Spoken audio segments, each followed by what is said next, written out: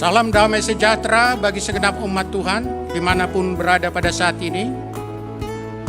Saatnya kita akan mendengarkan firman Tuhan yang akan menjadi kekuatan, penghiburan, dan sekaligus agar kita bisa tetap tinggal dalam pengharapan dan menjadi kesaksian bagi segenap umat manusia.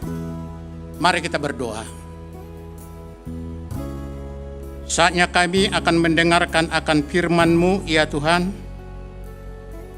Untuk itu mata kami tertuju kepadamu. Kami memohon penerangan dan pengertian, agar setiap kebenaran yang kami dengar dan kami terima sungguh akan membangunkan iman kami, agar membuat kami tetap tinggal di dalam pengharapan dan setia mengabdi dan berbakti kepadamu. Dalam Kristus Yesus Tuhan kami berdoa. Amin. Firman Tuhan terambil dari kitab Nabi Yunus, dari pasal 1 sampai pasal 4. Kemudian juga ditambah dengan kitab Ayub pasal 1 dan 2. Adapun firman Tuhan yang akan disampaikan pada pagi hari ini, saya mau bicara lebih lanjut tentang penentuan Tuhan.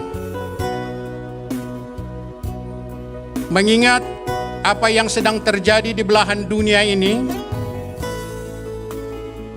COVID-19 yang sudah merenggut banyak nyawa, dan sekaligus membawa ketakutan dan kecemasan yang luar biasa bagi umat ciptaan. Oleh sebab itu banyak pertanyaan. Mengapa hal ini bisa terjadi? Apakah ini atas kehendak Tuhan? Apakah ini pekerjaan iblis semata-mata? Oleh sebab itu, saya akan menyampaikan kepada kita segenap umat Tuhan, yaitu saya akan bacakan kepada kita ayat yang terakhir dari kitab Yunus pasal yang keempat.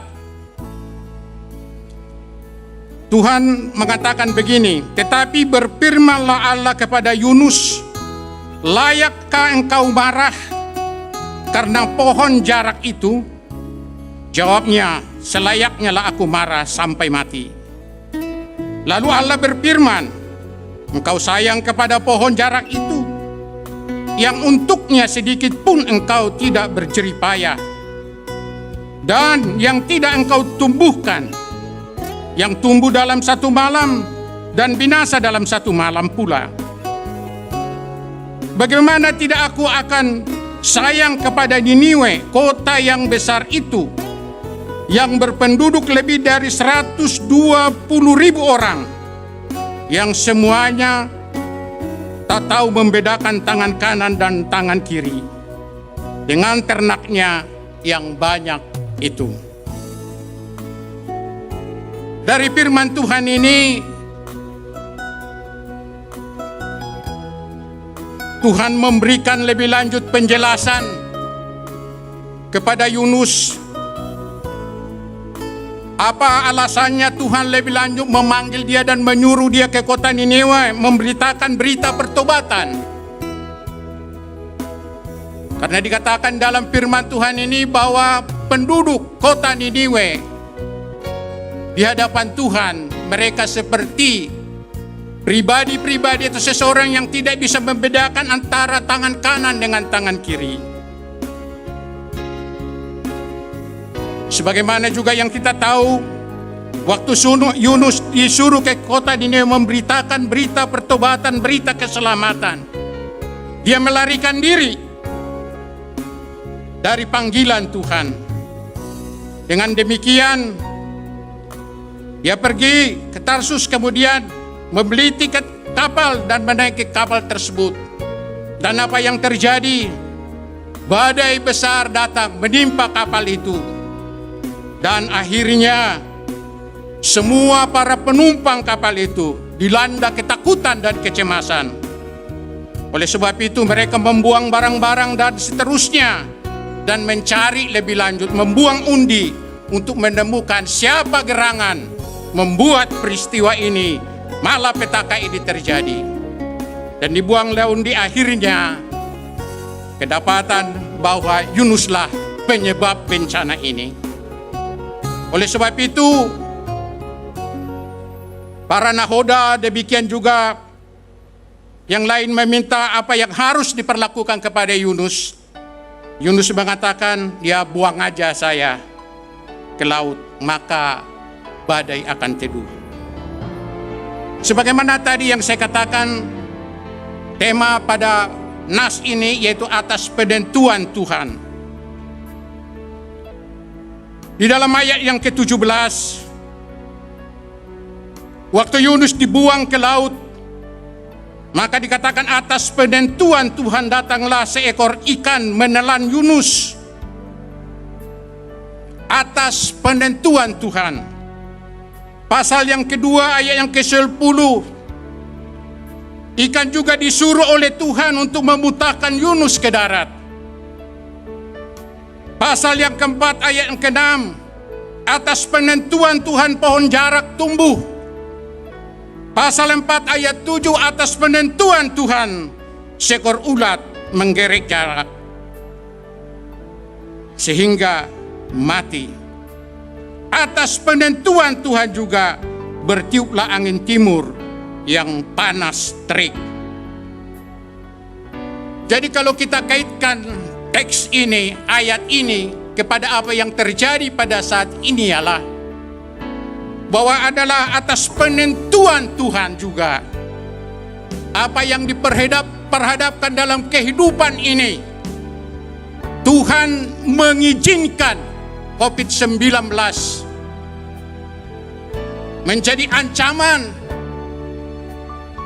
yang membawa bencana dan ketakutan yang besar bagi seluruh umat manusia. Untuk itu saudara-saudaraku yang dikasihi Tuhan, apa yang dapat kita bisa lihat dari kisah ini? Sekali lagi bencana timbul, badai bergelora mengancam kehidupan seisi kapal yang ditumpangi oleh Yunus. Tidak lain disebabkan oleh lebih lanjut oleh karena Yunus lari dari panggilan Tuhan. Dia tidak menunaikan tugasnya sebagai hamba Allah, yaitu untuk memberitakan berita pertobatan, berita keselamatan bagi penduduk Niniwe. Akibat ketidaktaatan membawa bencana kepada banyak orang. Dalam hal ini yaitu seisi penumpang kapal. Tentu kalau dikaitkan juga kepada apa yang terjadi sekarang, perlu bagi kita semua untuk menaati, untuk mengikuti saran anjuran dari pemerintah, bagaimana supaya kita terlebih lanjut tidak tertular oleh virus COVID-19. Tentu di dalam dari saya melihat hal ini dari sisi firman Tuhan. Segala sesuatu yang terjadi dalam kehidupan ini tidak ada yang terjadi secara kebetulan, tidak ada yang terjadi begitu saja. Semuanya atas kehendak dan penentuan Tuhan.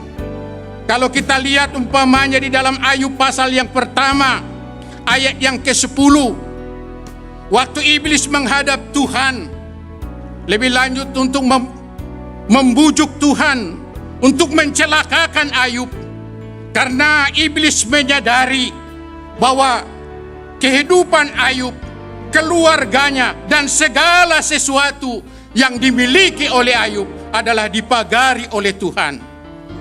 Dalam Ayub pasal yang pertama 10 dikatakan, bukankah engkau yang membuat pagar sekeliling dia dan rumahnya, serta segala yang dimilikinya, apa yang dikerjakannya, dan kau telah berkati, dan apa yang dimilikinya makin bertambah di negeri ini. Sekali lagi, iblis kuasa apapun tidak dapat mencelakakan kita atau berbuat sesuatu yang tidak baik termasuk tentang kesehatan kita, selama ada dalam perlindungan, selama kita lebih lanjut ada di dalam naungan yang maha kuasa. Namun sebaliknya, jikalau Tuhan berkehendak, Dia memberi izin. Seperti yang kita lihat dalam kisah Ayub, waktu Tuhan memberikan izin kepada iblis, barulah lebih lanjut iblis dapat menjamah, dapat merampas semua harta kekayaan daripada yaitu Ayub dan segala ternaknya. Demikian juga mendatangkan penyakit atas tubuhnya. Tapi sebelum Tuhan memberikan izin, iblis tidak dapat berbuat apa-apa. Dan iblis bisa berbuat sesuatu sebatas yang diizinkan oleh Tuhan. Saudara-saudara yang dikasihi Tuhan, ingatlah ini. Bencana yang sedang terjadi di tengah-tengah kita memang sangat menakutkan, membuat kecemasan yang begitu dalam. Tapi ingatlah, tidak satu pun kita yang akan lebih lanjut dicamat, tertular, apalagi meninggal tanpa sepengetahuan, tanpa seizin Tuhan. Oleh sebab itu, apa yang harus kita lakukan? Atau apa yang pertama yang perlu kita sadari? Di dalam hal ini saya menyoroti dari sisi lebih lanjut. Mengapa hal ini terjadi atau COVID-19 menimpa umat Tuhan? Padahal bukankah di dalam Mazmur 91 Tuhan berjanji akan melindungi kita dalam kitab Keluaran pasal 15 ayat 26. Jikalau sungguh-sungguh kita mendengarkan suara Tuhan dan mengikut segala ketetapannya, kepada kita tidak ditimpakan penyakit apapun yang terjadi atas Mesir. Untuk itu saudara-saudaraku yang dikasihi oleh Tuhan, Ayub ditimpa ataupun mengalami duka, penyakit, atau istrinya lebih lanjut membujuk dia untuk mengutuki Allah supaya dia mati.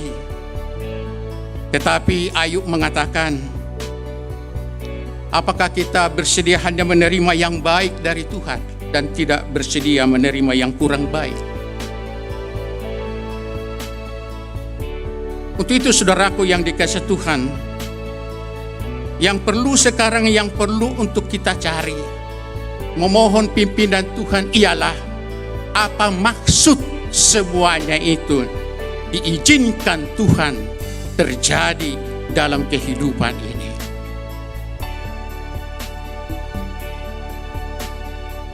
Sekali lagi, kalau kita mengaitkan tadi ke kitab Yunus, terjadi bencana, malapetaka, kerugian yang besar oleh karena ketidaktaatan Nabi Yunus. Mungkin ini juga suatu alasan yang kuat secara khusus bagi kita, umat tebusan Tuhan, yang telah ditetapkan Tuhan di tengah-tengah dunia ini menjadi garam dan terang, menjadi saksi-saksinya. Pertanyaannya ialah, apakah Tuhan Sang Pencipta masih tetap kita hormati? Masihkah kita tetap memuliakan Tuhan?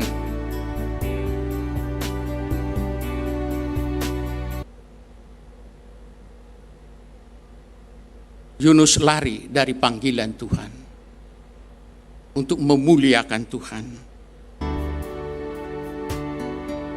Saya rasa ada 3 hal yang perlu kita koreksi dalam kehidupan kita sebagai orang-orang yang percaya.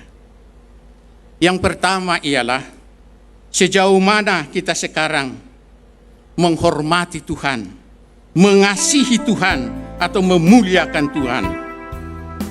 Sejauh mana kita memberikan kepada Tuhan apa yang sepatutnya kepada Tuhan, yaitu pujian dan penyembahan. Memang saya tahu kita masih tetap beribadah, kita masih aktif di dalam pelayanan. Tetapi menjadi pertanyaannya, kita melakukan kegiatan rohani, bergereja, melayani,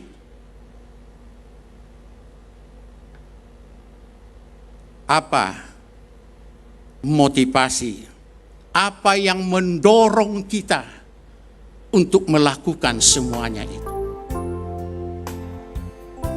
Seperti kita para hamba-hamba Tuhan, apa yang mendasari lebih lanjut kita menjalankan tugas kita, peran kita memberitakan Injil, berkhotbah di gereja-gereja?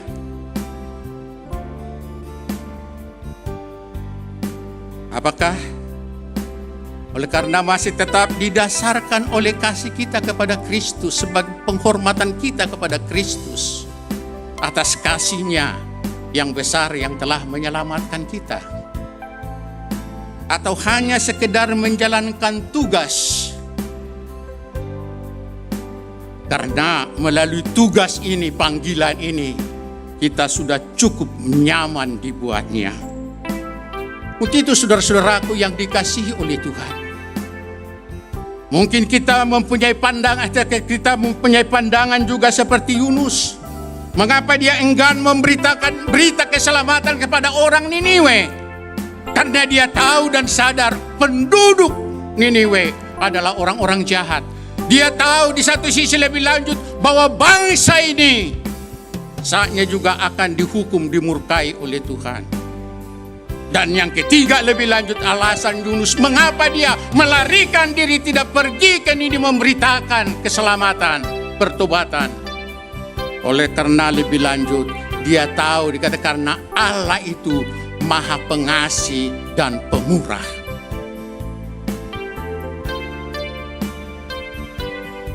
Sekali lagi, apa alasan kita? Mengapa kita tidak pergi? Mengapa kita lebih lanjut, tidak menjangkau, tidak ada usaha dan kemauan yang kuat lebih lanjut untuk memberitakan Injil kepada suku-suku yang terpencil, kepada daerah-daerah lebih lanjut yang belum mendengarkan berita keselamatan, atau kepada pribadi-pribadi mereka yang tersingkirkan? Ini menjadi renungan bagi kita semua. Apa karena posisi kita sudah nyaman sehingga kita mengabaikan, atau kelompok itu memang berusaha berbuat sesuatu yang jahat terhadap kita sehingga kita enggan memberitakan berita keselamatan kepada mereka? Dan yang kedua, masihkah kita mengandalkan Tuhan atau sudah berubah sehingga kita lebih mencintai, kita lebih mengandalkan segala sesuatu yang ada di dalam dunia ini? Melalui pengetahuan kita, pengalaman kita, kedudukan kita dan posisi kita yang sudah nyaman, sehingga kita merasa tidak perlu lagi mengandalkan Tuhan, tidak perlu lagi melibatkan Tuhan di dalam setiap usaha ataupun rencana kita. Banyak di antara kita sekarang bertuhankan segala sesuatu yang ada di dunia ini, menjadikannya menjadi pegangan, menjadi pengharapannya. Oleh sebab itu saudara-saudaraku yang dikasihi Tuhan, sudah saatnya kita bertobat. Tuhan mengizinkan apa yang terjadi sekarang sekali lagi untuk mencelikkan mata rohani kita, untuk menyadarkan kita umat manusia bahwa segala sesuatu yang ada di dalam dunia ini tidak dapat dijadikan menjadi pegangan yang kuat dan yang kokoh. Sebagaimana yang diberitahukan oleh para tim medis, para ahlinya, COVID-19 itu adalah virus yang amat kecil. Dengan kasat mata dia tidak bisa dilihat, tetapi menghancurkan. Bukan saja kesehatan umat manusia yang dihancurkan, tapi juga ekonomi, dan berdampak yang luas sekali. Sekali lagi, Tuhan menyadarkan kita, menemplak kesombongan kita, keangkuhan kita, yang merasa lebih lanjut kita bisa menjalani hidup ini dengan cara dan kekuatan kita sendiri. Tetapi sekali lagi, virus corona mengingatkan kita menghotbai kita, sekali lagi hanya kepada Tuhan yang menjadikan langit dan bumi, jiwa kita akan aman dan tentram. Dan yang ketiga, masihkah kita lebih lanjut mengandalkan Tuhan, atau sudah berubahkah kita sehingga menjadikan ciptaan, kekayaan, kedudukan, pengetahuan, dan keterampilan dijadikan Tuhan?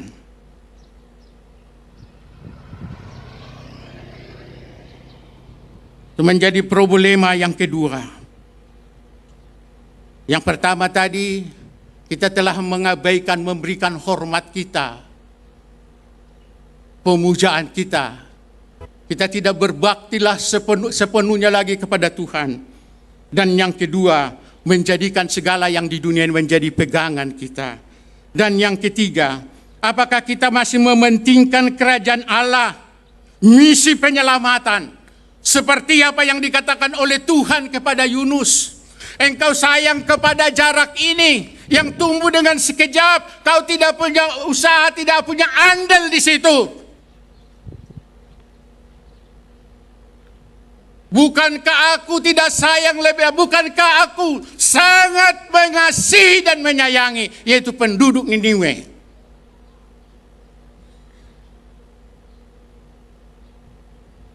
Di dalam kehidupan kita sehari-hari, dalam bergereja, masih adakah beban ilahi? Masih adakah kepedulian? Masih adakah kecintaan lebih lanjut untuk mengumandangkan nama Yesus, membawa berita keselamatan yang dari Kristus Yesus di antara suku-suku bangsa? Bukankah Matius pasal yang ke-28 ayat 19 dan 20 mengatakan, pergilah ke seluruh dunia dan beritakanlah Injil. Sekali lagi, hai orang-orang percaya, hai gereja Tuhan, masih giatkah kita? Masih adakah usaha dan kemauan yang kuat untuk menjalankan misi Kristus di atas muka bumi ini? Seharusnya seperti Yunus, senang, bergembira sebagai hamba Tuhan, sebagai yang dipanggil oleh Tuhan pemberita keselamatan. Seharusnya tak kalau Tuhan mengutus dia kepada suatu daerah, kepada kelompok tertentu, seharusnya dia dengan bersuka cita memuji Tuhan. Tapi sekali lagi dia melarikan diri dari panggilan Tuhan. Inilah juga menjadi peringatan kepada gereja Tuhan pada akhir zaman ini. Jangan-jangan karena kita sudah nyaman di gereja, karena status kita, posisi kita sudah nyaman, sehingga tidak mau lagi pergi, tidak mau lagi diutus, tidak mau lagi membebani diri untuk pergi ke suku-suku atau kepada kelompok-kelompok tertentu. Untuk itu saudara-saudaraku yang dikasihi oleh Tuhan, saya percaya jikalau kita menyadari hal ini sebagai gereja Tuhan dan berbalik dari jalan hidup kita yang salah. Seperti tadi saya katakan, hidup kita di tengah-tengah dunia ini tidak menyadari bahwa kita adalah terang dan garam yang ditetapkan oleh Tuhan. Untuk itu saudara-saudaraku yang dikasihi Tuhan, seperti Ayub, bagaimana lebih lanjut dia menuntaskan supaya hidupnya dipulihkan, keluarganya dipulihkan. Tentu sekali lagi dari sisi Ayub, dia datang secara pribadi kepada Tuhan, mengakui kelemahannya. Dia mengatakan, memang dari kata orang aku mengenal Engkau, tetapi sekarang mataku sendiri melihat Tuhan. Jadi maksud semuanya lebih lanjut hal ini diizinkan Tuhan supaya pribadi lepas pribadi, supaya keluarga lepas keluarga kita mencari Tuhan. Selama ini iman kita andalkan, kita taruh kepada pendeta-pendeta besar. Tapi sekarang dengan ibadah di keluarga-keluarga, kita berusaha lebih lanjut menghadapkan diri kita, keluarga kita kepada Tuhan. Untuk itu saudara-saudaraku yang dikasihi oleh Tuhan, sebagai terakhir, melalui peristiwa kejadian yang menakutkan, virus corona atau COVID-19,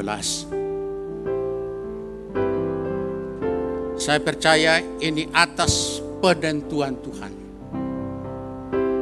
untuk menyapa kita umat manusia dengan mengatakan, masih bertekunkah engkau dalam keangkuhanmu, kesombonganmu? Masih bertekunkah engkau menjadikan segala sesuatu yang ada di dalam dunia menjadi tumpuan harapanmu atau Tuhanmu?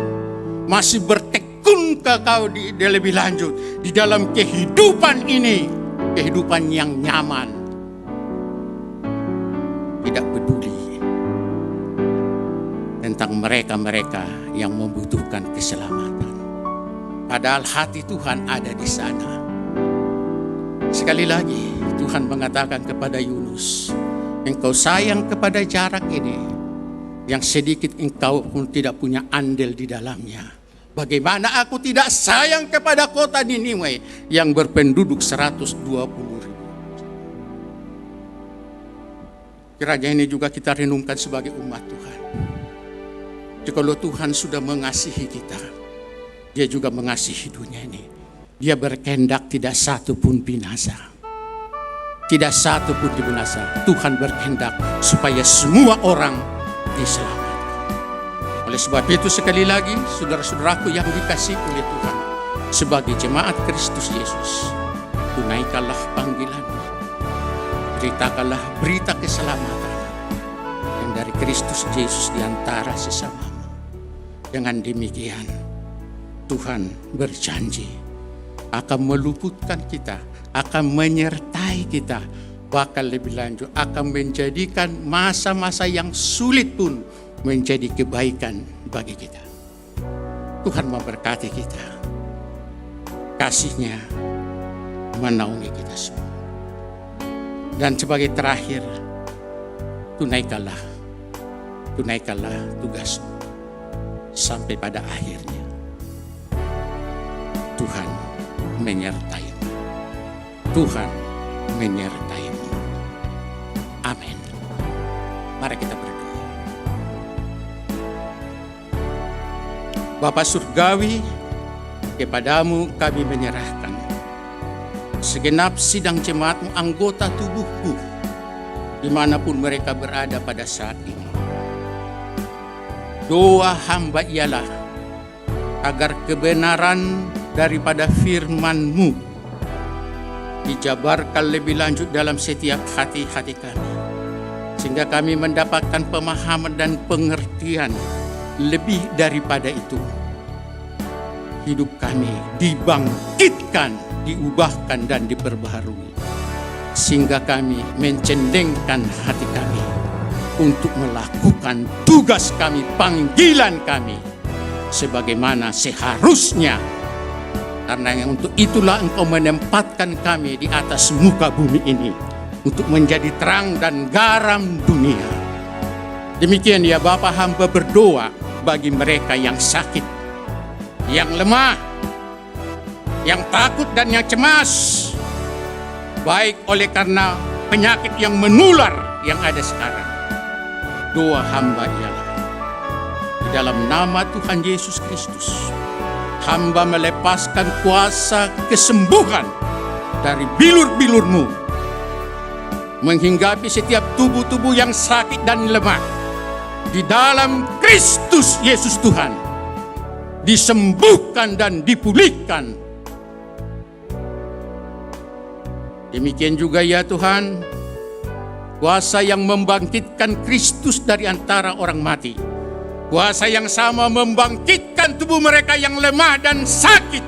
Dan oleh bilur-bilur Yesus, anggota tubuh menjadi sembuh.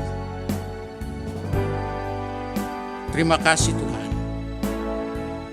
Demikian juga yang kehilangan pengharapan. Tuhan, lawatlah ya Roh Kudus. Teguhkanlah hati mereka. Katakanlah kepada umat-Mu bahwa sungguh Engkau menyertai kami. Sungguh Engkau Tuhan yang tidak meninggalkan kami. Tuhan, terima kasih. Engkau telah menyelesaikan bagi kami di atas kayu salib itu. Engkau telah mengatakan sudah selesai. Terima kasih Tuhan. Kiranya tangan Tuhan yang penuh dengan anugerah dan pertolongan itu diulurkan kepada umat-Mu. Jadilah umat-Mu terlindung dan terpelihara. Doa hamba ialah tubuh jiwa roh mereka terlindung dan terpelihara dengan tiada bercacat celah sampai Engkau datang kembali. Bagi Kristus Yesus segala kemuliaan. Haleluya.